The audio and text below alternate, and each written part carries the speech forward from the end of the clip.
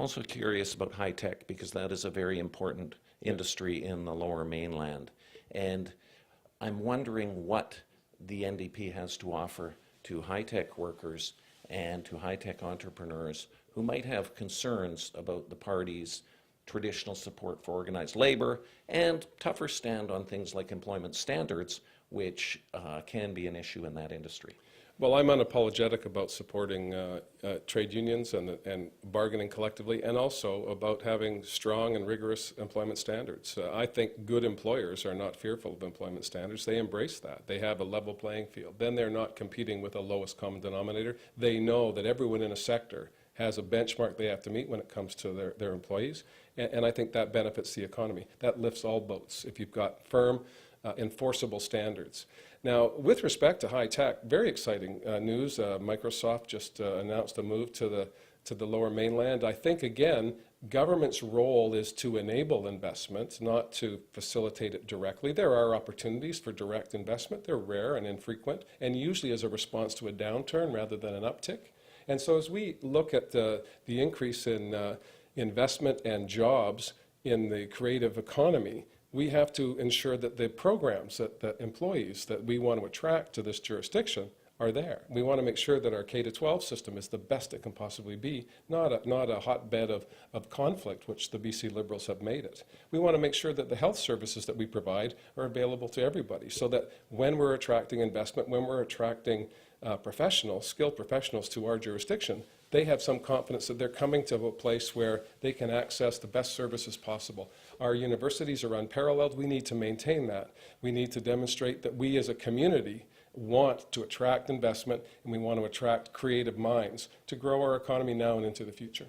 Speaking of post-secondary education, the BC Liberals cut the budget going into the 2013 election. I do a lot of reporting on the post-secondary sector, and there's significant anxiety that there isn't a great deal of coordination coming from the government. You'll have different schools creating schools of criminology or design schools or arts programs, and I'm just wondering, how could the NDP do a better job with post-secondary education than what we're seeing from the BC Liberals? Well, you need to make a commitment to invest, first and foremost. It can't just be rhetoric, it has to be reality. And I know just prior to the last election, I think 25 heads of colleges and universities wrote to the government and said, you're making commitments that you're not funding.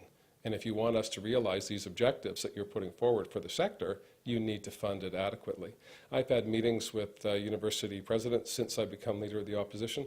My colleague David Eby, who I'm very proud of, is doing a very good job as our advanced education critic. And he's collecting information as he's going about his travels around the province, bringing that back to me and the NDP caucus so that we can develop the types of policies coming to the next election that will, I think, give confidence to the sector, those that work in it and those that want to participate in post-secondary education, that there is a level of confidence that's not there today. Well, also the students are drowning in debt, and what can the NDP offer them that is not being presented by the government? In our last platform, we put forward a $100 million grant program, a needs-based grant program, so that students, regardless of their financial circumstances, would be able to access post-secondary education. We put forward suggestions about ensuring that the government's not skimming on its collection of debt servicing costs from students. They borrow money at 2% and they ask 3.5% back from the people that they're lending it to. I think that the government of British Columbia should be able to find some way to manage that as a straight across proposition, so that we're not creaming off the top carrying charges for students. That should be something that the province would take on as a result of the benefits that those students are going to derive from the system, and then give back to the people of BC because they're better educated. Well, this raises a question of Gordon Campbell privatizing the revenue collection services.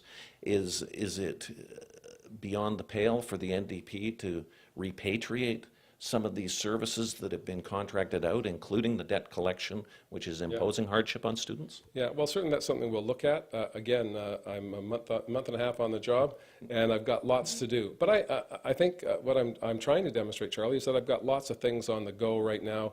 We're looking at every element of the economy. We need to focus on ensuring that the public, the people of BC, when they look at us at the next election, they can look at us with confidence that we understand that if we're going to grow the economy, protect our air, water, and land, which we all want to do here, it requires a balanced approach. And I believe that I can personify that balanced approach on behalf of the NDP, and then we'll take that with my colleagues, the candidates that will be on the ballots in communities right across the province, and we'll lay out an agenda that has confidence at the core and balance as the overarching theme.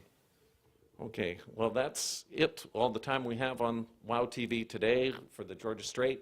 I'm Charlie Smith. I want to thank John Horgan for coming by our office and enlightening us on some of the thoughts that are in his head shortly after becoming the leader. Thanks again. Ngoy.